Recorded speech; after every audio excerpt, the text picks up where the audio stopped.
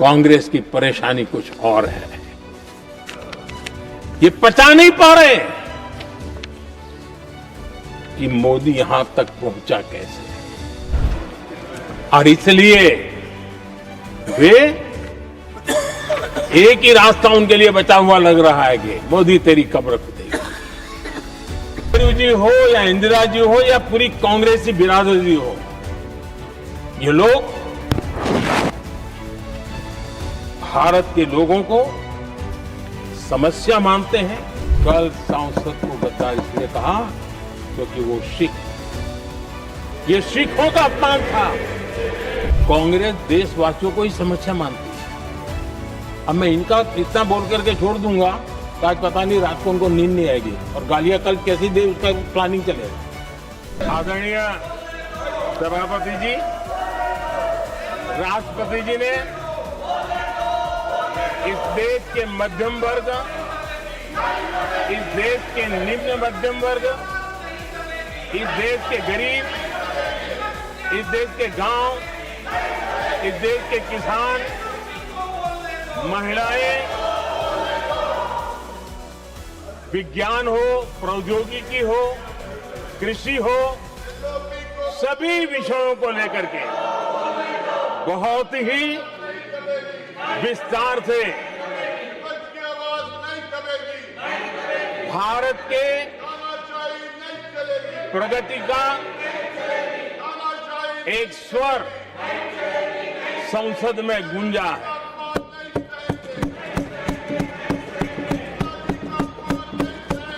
देश के नौजवान भारत के सामर्थ्य को कैसे आगे बढ़ा रहे हैं, इसकी भी विस्तार से चर्चा की है। हर वर्ग के सामर्थ्य को उन्होंने शब्दांकित किया है। और इतना ही नहीं, आदरणीय राष्ट्रपति जी ने भारत के उज्जवल भविष्य के प्रति एक विश्वास व्यक्त किया है। ये अपने आप में हम सबके लिए प्रेरक है। आदरणीय सभापति जी, 21वीं सदी का प्रथम क्वार्टर पूरा हो चुका है, लेकिन ये दूसरा क्वार्टर जैसे पिछली शताब्दी में भारत की आजादी के जंग में दूसरा क्वार्टर बहुत ही निर्णायक बना था। मैं साफ साफ देख रहा हूं कि विकसित भारत के निर्माण की दिशा में ये दूसरा क्वार्टर भी उतना ही सामर्थ्यवान होने वाला है, उतना ही तेज गति से आगे बढ़ने वाला है। और इसलिए आदरणीय सभापति जी,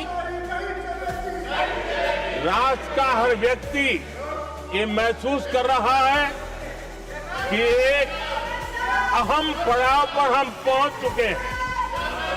अब न हमें रुकना है, न हमें पीछे मुड़ करके देखना है। I will not go against what you are doing. आगे ही आगे देखना Please, my है, dear. I am not going to let गति you से चलना now. है। You please, my dear. और लक्ष्य को प्राप्त करके ही हमें सांस लेनी है। उस दिशा में हम आगे बढ़ रहे हैं। Nothing should go on without except to the Prime Minister's speech.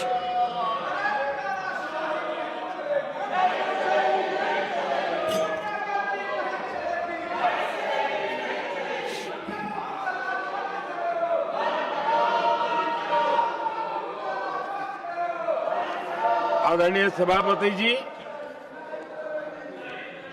वर्तमान में अगर हम देखें तो भारत के भाग्य के अनेक सुयोग एक साथ हमें नसीब हुए। ये अपने आप में बहुत ही उत्तम संयोग है ऐसा मैं मानता हूं। आज मेजर इकोनॉमी में भारत का ग्रोथ बहुत हाई है और हाई ग्रोथ और लो इन्फ्लेशन ये बहुत ही यूनिक संयोग है और ये हमारी अर्थव्यवस्था की मजबूती को प्रदर्शित करता है।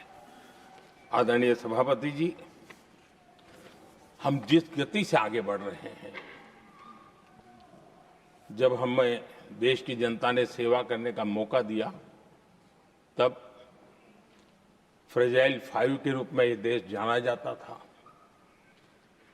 जब हमें अवसर मिला तब देश आजाद हुआ तब हम दुनिया में 6 नंबर की इकोनॉमी थे, लेकिन इन लोगों ने ऐसा एक हाल करके रखा कि 11 पे पहुंचा दिया। आज हम 3 पर जाने की दिशा में तेज गति से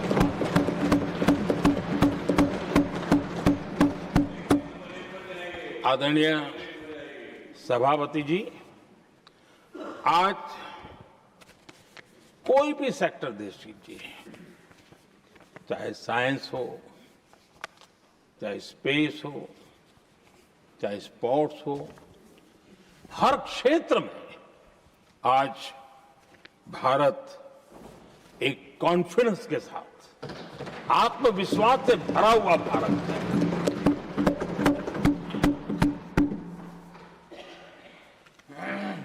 कोविड के बाद विश्व में जो स्थितियां पैदा हुई और ऐसी नई नई चीजें जुड़ती गई, आज दुनिया संभल नहीं पा रही है। ऐसे में साफ साफ नजर आ रहा है कि दुनिया एक नए ग्लोबल ऑर्डर की तरफ, नए वर्ल्ड ऑर्डर की तरफ आगे बढ़ रहा है। सेकेंड वर्ल्ड वॉर के बाद एक वर्ल्ड ऑर्डर बना था, अब एक नए वर्ल्ड ऑर्डर की तरफ विश्व बहुत तेजी से आगे बढ़ रहा है। और सबसे बड़ी खुशी की बात है, सारी घटनाओं का अराजनीतिक तरीके से, निष्पक्ष भाव से विश्लेषण करेंगे तो झुकाव भारत की तरफ है।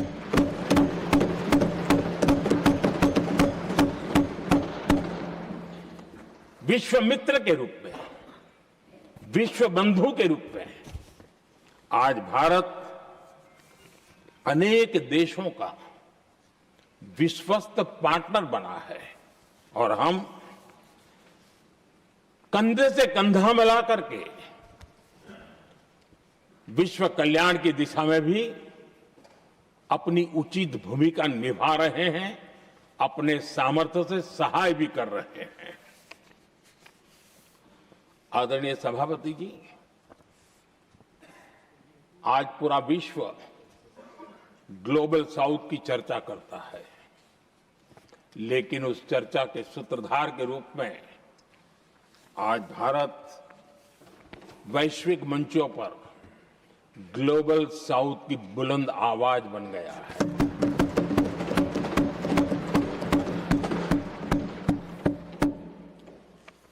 अनेक देशों के साथ आज Bharat future ready trade deals कर रहा है। पिछले कुछ ही समय में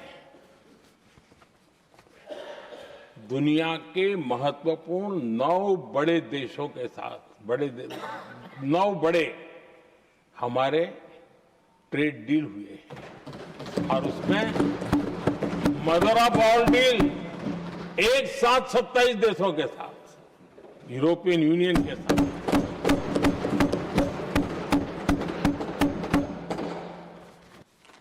वोट बैंक की राजनीति में डूबे हुए लोगों ने कभी भी देश के ऐसे अनेक पहलुओं पर मजबूती देनी चाहिए, ये कभी उनकी प्राथमिकता नहीं रही और उसी का परिणाम है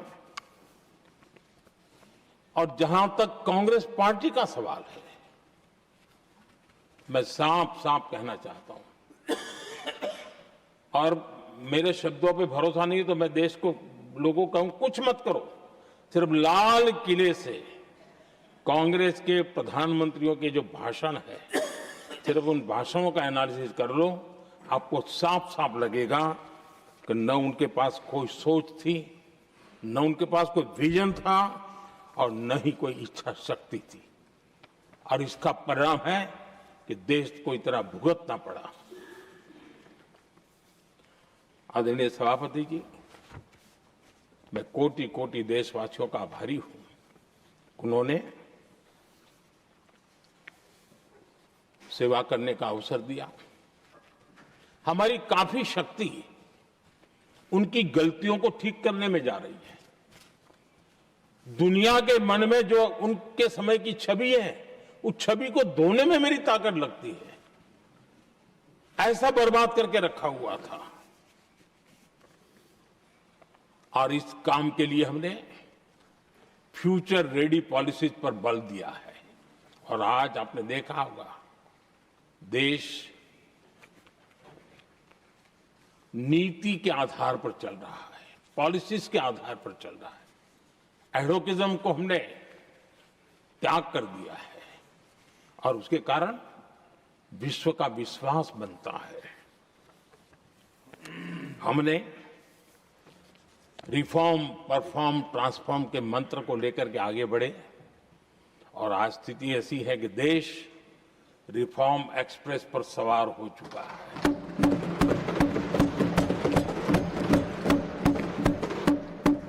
हमने स्ट्रक्चरल रिफॉर्म्स किए हैं, प्रोसेस से जुड़े रिफॉर्म्स किए हैं, पॉलिसीज में रिफॉर्म किए हैं। हमारा मैन्युफैक्चरिंग सेक्टर, हमारे उद्यमी ये सशक्त हो, भारत की हर चीज का वैल्यू एडिशन हो, उस दिशा में हमने प्रयास किया है। और मैं आज विश्वास के साथ कह सकता हूं, आज भारत विश्व के साथ स्पर्धा करने के लिए पूरी तरह तैयार है।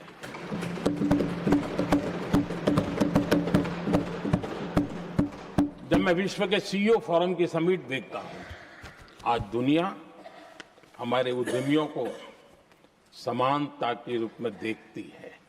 और जब पिछले दिनों सभी दलों के डेलीगेशन विश्व में गए थे, ये भाव उन्होंने भी अनुभव किया, और आकर के मुझे सभी दल के माननीय सांसदों ने अपने अनुभव बता रहे थे, बड़ा गर्व से कह रहे थे कि हाँ, बराबरी से बात हो रही है। ये हमारे लिए अपने आप में बात है। आदरणीय सभापति जी, एमएसएमई का बहुत बड़ा नेटवर्क जितना सामर्थ्यवान होता है, वो लंबे अरसे तक इकोनॉमी को ताकत देता है। हमने उस दिशा में बल दिया, और हमने कई रिफॉर्म्स किए हैं। आज हमारे एमएसएमई नेटवर्क पर दुनिया का भरोसा बढ़ रहा है। बड़े बड़े, हो सकता है हम हवाई जहाज नहीं बनाते होंगे, लेकिन कई हवाई जहाज है जिसमें कई पुर्जे मेरे देश के छोटे छोटे एमएसएमई बना रहे हैं। आदरणीय सभापति जी, देश में हुए इन प्रयासों का नतीजा सबके सामने है। बड़े बड़े देश भारत के साथ व्यापारिक संबंध बनाने के लिए बहुत ही आतुर है।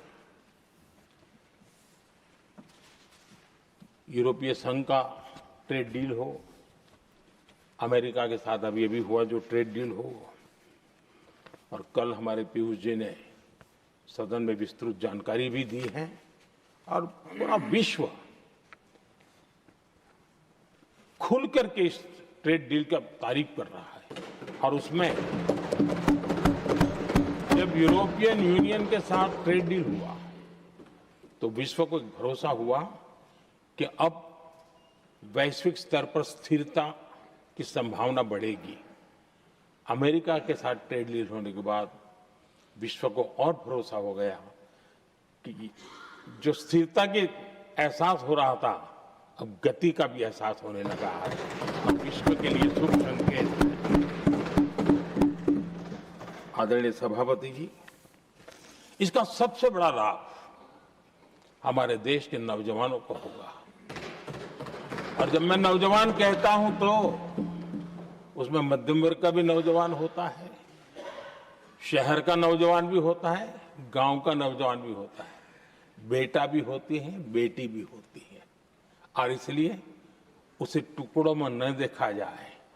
मेरे देश के युवा के सामर्थ्य का हमें गौरव करना चाहिए और उनके लिए पूरा विश्व बाजार अब खुल चुका है। अब उनके लिए अवसर ही अवसर है। और मैं उनको कहता हूं, आइए दोस्तों, मैं आपके साथ कंधे से कंधा मिला करके खड़ा हूं। हिम्मत कीजिए, बढ़िए। देश आपके साथ खड़ा है और दुनिया आपका स्वागत करने के लिए इंतजार कर रही है। आदरणीय सभापति जी, जिस प्रकार से दुनिया में हमारे युवा प्रोफेशनल्स की मांग बढ़ रही है, इवन केयर गिवर्स की मांग बढ़ रही है, हर कोई मिलता है हमें इस प्रकार के लोग चाहिए। इस प्रकार कुछ लोग तो अपना स्पेशल ऑफिस यहां बना रहे हैं रिक्रूट करने के लिए, योग्य टैलेंट की खोज के लिए। इसका मतलब हुआ कि भारत के प्रोफेशनल्स के लिए भी विश्व में बहुत बड़े अवसर बन रहे हैं। दुनिया का समृद्ध से समृद्ध देश भी अपने यहां गैर कानूनी नागरिकों को बाहर निकाल रहा है। हमारे देश में घुसपैठियों को बचाने के लिए अदालतों को तब तक प्रेशर पैदा किया जा रहा है। मेरे देश का नौजवान कैसे ऐसे लोगों को माफ करेगा जो घुसपैठियों की वकालत करने के लिए ताकत लगा रहे हैं? और घुसपैठिए मेरे देश के नौजवानों के हक छीन रहे हैं, उनकी रोजी रोटी छीन रहे हैं,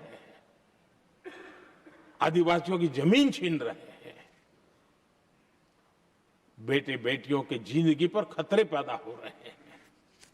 लेकिन उनके लिए महिलाओं पर अत्याचार होते रहे। सत्ता नीति के सिवाय कुछ करना नहीं, और वो यहां पर हमें उपदेश दे रहे हैं। और ऐसे चिंताजनक सभी विषयों पर आंखें मूंद करके बैठे हुए वो लोग हैं। एक हमारे माननीय सदस्य काफी कुछ बोल रहे थे, जिनकी पूरी सरकार शराब में डूब गई, जिनके शीश महल घर घर में नफरत का कारण बन गए, और शायद उनको ब्लैक शब्द ज्यादा पसंद है। हर एक अपना अपना एक भूतकाल होता है।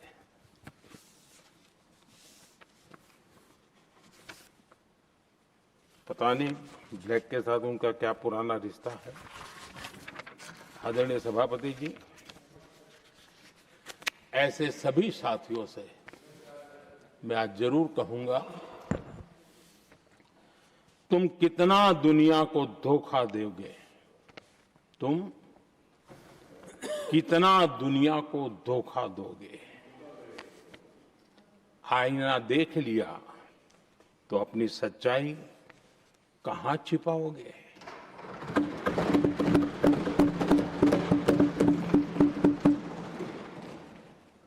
कांग्रेस हो, टीएमसी हो, डीएमके हो, लेफ्ट हो, ये दशकों से केंद्र में सत्ता में रहे हैं, सत्ता के भागीदार रहे हैं।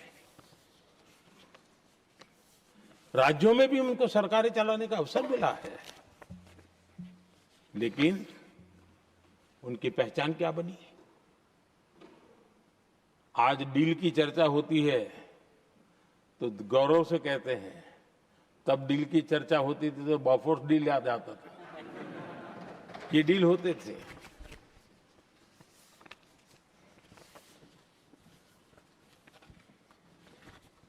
उन्होंने सिर्फ जेब भरने का काम किया।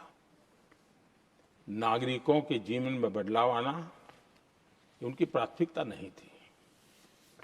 इम्प्लीमेंटेशन क्या होता है, ये एस्पिरेशनल डिस्ट्रिक्ट एक बहुत बड़ा शानदार उदाहरण है। ऐसे तो सैकड़ों उदाहरण हैं, लेकिन मैं कहने के लिए इसको उल्लेख कर रहा हूं। कांग्रेस के हमारे साथियों को ये जो बदलाव आ रहा है उसमें इम्प्लीमेंटेशन नजर नहीं आ रहा है, और उनका तो एक ही वो प्लानिंग कमीशन वाला मॉडल है, जीप और खच्चर वाला मॉडल, यही वो लोग जानते हैं, उससे आगे कुछ नहीं जानते। और ये इम्प्लीमेंटेशन कैसे करते हैं? मेरा जन्म नहीं हुआ था उसके पहले सरदार वल्लभ भाई पटेल ने नर्मदा नदी पर बांध बांधने की कल्पना की। विषय तो पक्का हो गया, सरदार साहब नहीं रहे, खैर नेहरू जी ने शिलान्यास किया। अब इम्प्लीमेंटेशन देखिए इनको।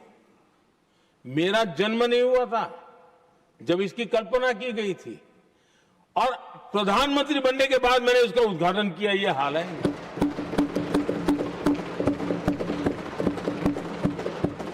और उनका इम्प्लीमेंटेशन देखिए, मुझे मुख्यमंत्री रहते हुए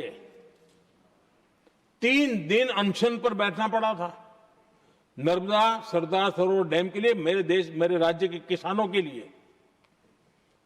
मैंने अपने आप को दांव पर लगा दिया था, तब जाकर के भारत सरकार को झुकना पड़ा, और तब जाकर के सरदार सरोवर डैम के कंस्ट्रक्शन को गति मिली, और यहां मैं पहुंचा तब मुझे उसका उद्घाटन करने का सौभाग्य मिला। और आज कच्छ तक, हावड़ा बीएसएफ के लोग जहां बैठते हैं वहां तक नर्मदा का शुद्ध पानी पीने के लिए पहुंच रहा है। इंप्लीमेंटेशन क्या होता है? और यहां पर इम्प्लीमेंट किसी ने शब्द पकड़ा दिया, हर एक के मुंह से वही निकल रहा था। आदरणीय सभापति जी, मैं असम की बात करता हूं, और कोई ये मत सोचो कि मैं चुनाव है इसलिए बोल रहा हूं। इनके पाप है इसलिए मुझे कहना पड़ रहा है। कांग्रेस सिर्फ इमेजिन करती है और इंप्लीमेंट करने का उनको कोई लेना देना ही नहीं होता है।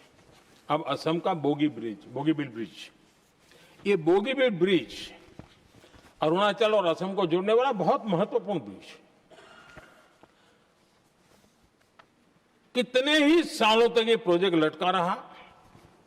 हमने प्रगति के माध्यम से इसको रिव्यू किया, और असम सहित पूरे नॉर्थ ईस्ट को बहुत बड़ी सुविधा वाला ये काम हमने पूरा किया। आदरणीय सभापति जी,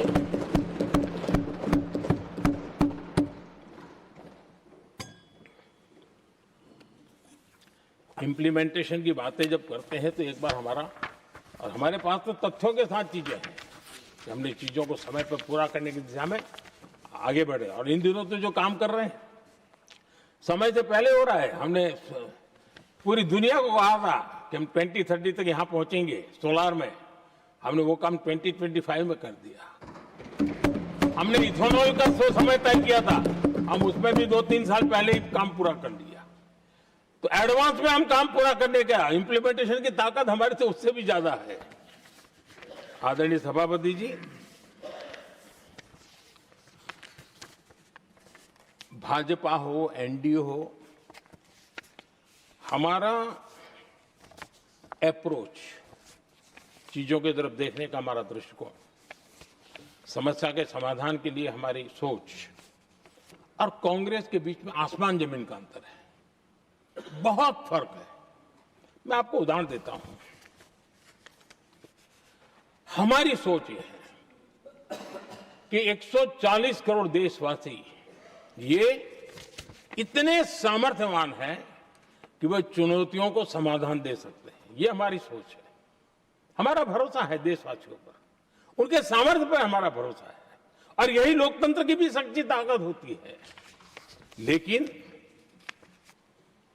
कांग्रेस देशवासियों को ही समस्या मानती है। अब मैं इनका इतना बोल करके छोड़ दूंगा तो आज पता नहीं रात को उनको नींद नहीं आएगी और गालियां कल कैसी दे उसका प्लानिंग चलेगा। लेकिन मैं उदाहरण के साथ बताना चाहता हूं किस प्रकार से लोग सोचते थे देशवासियों के लिए।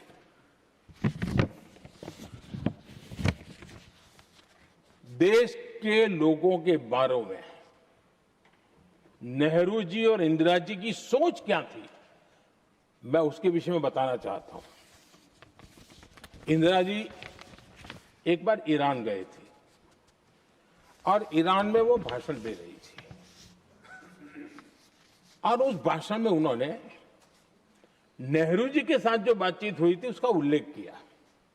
खुद ने कहा है, उन्होंने कहा, और मैं जो इंदिरा जी ने कहा था उसको कोट कर रहा हूं, जब किसी ने मेरे पिताजी से पूछा, यानी नेहरू जी से पूछा कि उनके सामने कितनी समस्याएं हैं, तो उन्होंने उत्तर दिया था 35 करोड़। नेहरू जी ने जवाब दिया था कि उनके सामने कितनी समस्याएं हैं, बोले 35 करोड़। उस समय हमारे देश की जनसंख्या थी 35 करोड़। अब आगे देखिए, 35 करोड़ देशवासी नेहरू जी को समस्या लगते थे। ऐसा कोई मुखिया हो सकता है क्या जी? और इस बात का उदाहरण देते हुए इंदिरा जी ने आगे कहा कि आज देश की जनसंख्या 57 करोड़ है, इसलिए मेरी समस्याओं की संख्या भी उतनी ही बड़ी है। यानी पिताजी को 35 करोड़ समस्या वाले देशवासी लगते थे, अब 57 करोड़ उनको समस्या। कोई ऐसा हो सकता है जो अपने ही देशवासियों को समस्या माने? ये फर्क है उनकी सोच और हमारी सोच में, ये फर्क है उनके अप्रोच और हमारे अप्रोच में।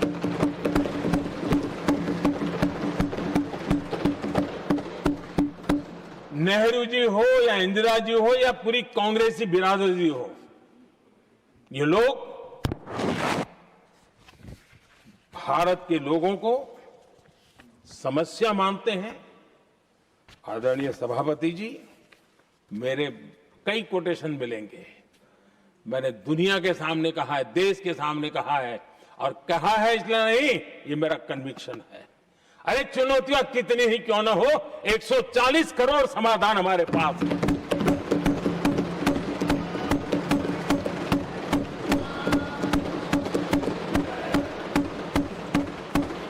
हमारे लिए देशवासी समर्थक की पूंजी है। हमारे लिए हर देशवासी भारत का उज्जवल भविष्य का नियंता है, निर्माता है, कर्ता धर्ता है। हम उसको समस्या कैसे कह सकते हैं? ऐसी सोच वाले लोग अपने परिवार का ही भला करेंगे और किसका करेंगे? आदरणीय सभापति जी, देश के लोगों का अपमान करते रहना एक कांग्रेस के स्वभाव में पड़ा हुआ है, उनके संस्कारों में पड़ा हुआ है। कांग्रेस ने बीते दिनों राष्ट्रपति जी का अपमान किया।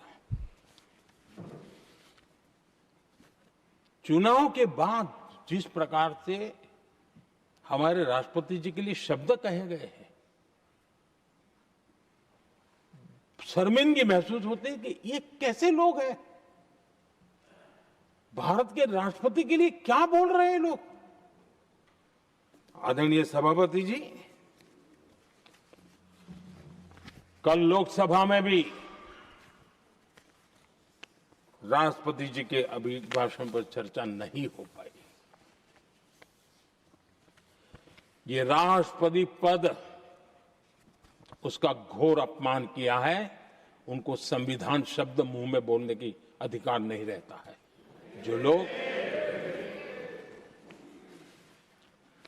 गरीबी से निकली हुई एक महिला,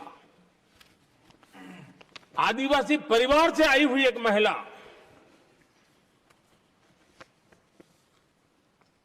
जब आपने लोकसभा में जो व्यवहार किया है, आपने आदिवासी समाज का अपमान किया है, आपने महिला का अपमान किया है।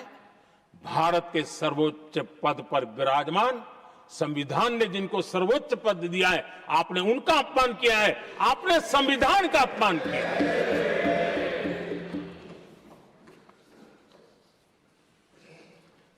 आदरणीय सभापति जी, उनको कुछ भी लगता हो, कांग्रेस को ये गुनाह कि Honorable members, it is now 6 p.m. If the House agrees, we may sit beyond 6 p.m. till disposal of the motion of thanks and the presidential address. Do I have the leave of the House to extend the sitting beyond 6 p.m.? Thank you. आदरणीय सभापति जी, समय बढ़ाने के लिए मैं आपका और सदन का बहुत आभार व्यक्त करता हूं।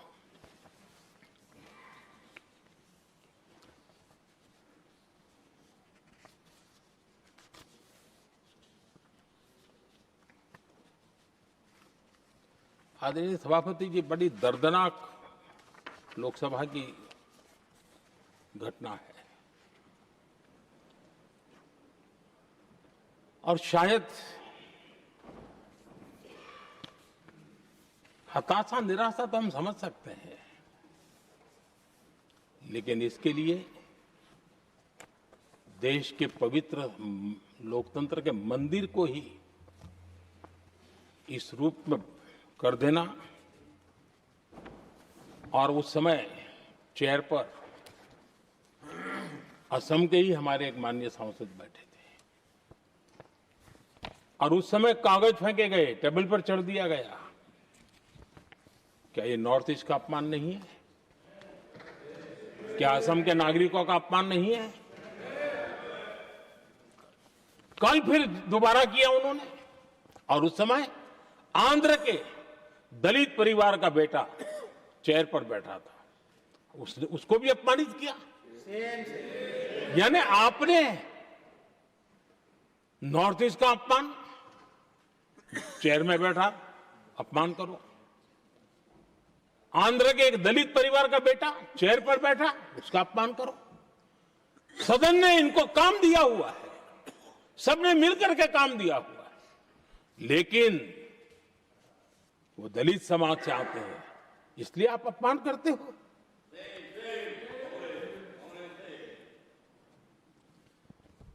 और ऐसा लगता है कांग्रेस के लोगों को असम की जनता के प्रति बड़ी नफरत है। उनको लगता है कि उसकी जनता ने उनका साथ छोड़ दिया, मतलब उनके दुश्मन हो गए। क्या कभी लोकतंत्र में ऐसे सोचते हैं क्या?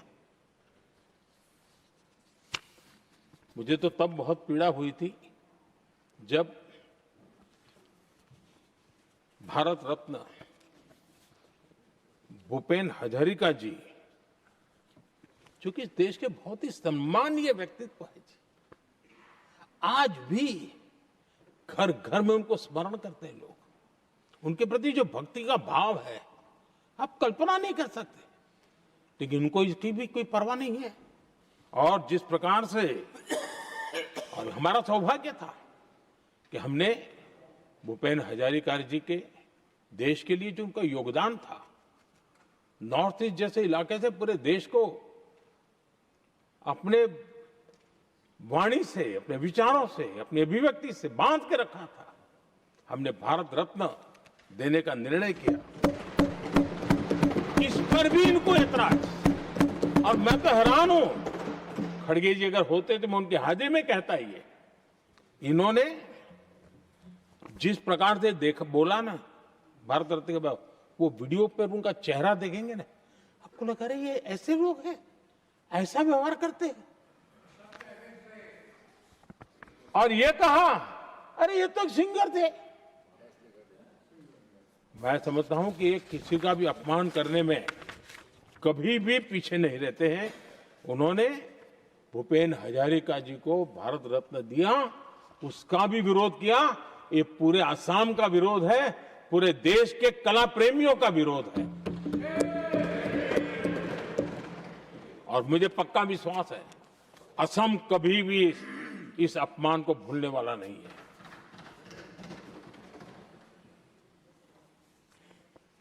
आदरणीय सभापति जी, कल जो घटना घटी, इसी सदन के एक माननीय सांसद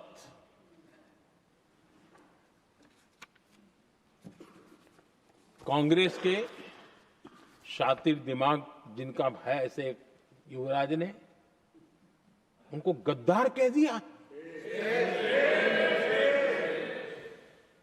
अहंकार कितनी सातवें आसमान पर पहुंच चुका है इनका। और कांग्रेस को छोड़कर के कितने ही लोग निकले हैं, कांग्रेस के कितने टुकड़े हुए हैं, कई लोग दूसरे दलों में गए हैं, लेकिन औरों को तो किसी को गद्दार नहीं कहा उन्होंने। लेकिन कल सांसद को गद्दार इसलिए कहा क्योंकि वो सिख थे। ये सिखों का अपमान था, ये गुरुओं का अपमान था।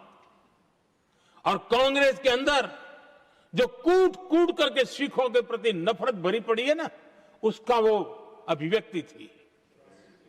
और इसी सदन के माननीय सांसद है वो, और उनको जरा भी दर्द नहीं, वरना आज खड़े होकर के कह सकते थे कि कल जो हुआ इसी सांसद की गरिमा के अनुरूप नहीं था, हमें खेद है, एक शब्द तो बोल लेते। लेकिन सिखों के प्रति उनके मन में जो नफरत भरी पड़ी है, और इसी के कारण उन्होंने कल, और जिसका परिवार देश के लिए शहादत देने वाला परिवार के वो सदस्य है, उन्होंने अपने राजनीतिक विचारों में परिवर्तन किया, इसलिए गद्दार हो गए। और ये गद्दार शब्द छोटा नहीं है। मेरे देशवासी को कोई गद्दार कहे, ये कैसे देश सहन करेगा? और वो भी एक सिख है इसलिए गद्दार कहना बहुत दुर्भाग्य की बात है। और ऐसे लोग कांग्रेस को नहीं डुबाएंगे तो क्या करेंगे?